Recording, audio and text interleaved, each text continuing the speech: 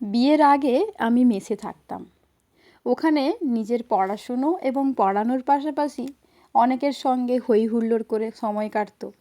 কিন্তু বিয়ের পর ভাড়া বাড়িতে এসে একেবারে নিঃসঙ্গতা এবং একাকিত্বের মধ্যে জীবন কাটতে থাকে। সেই সঙ্গে আরও হাজারো রকমের সমস্যা চলতে থাকে। কিছুদিনের মধ্যে জীবন একেবারে দুর্বিষহ হয়ে ওঠে। তখন এর থেকে মুক্তির উপায় খুঁজতে থাকি। অনেক অনুসন্ধানের পর নিজেকে ভালো রাখার দুটো মোক্ষম উপায় খুঁজে পাই। তার মধ্যে একটা হলো, ভালো থাকতে হলে নিজেকে সবসময় কাজের মধ্যে ডুবিয়ে রাখতে হবে।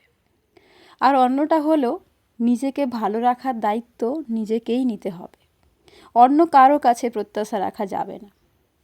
আপনারা আমার সঙ্গে একমত হবেন কিনা জানি না, আমি কিন্তু এই দুটো পন্থা অবলম্বন করে অনেকখানি ভালো আছি।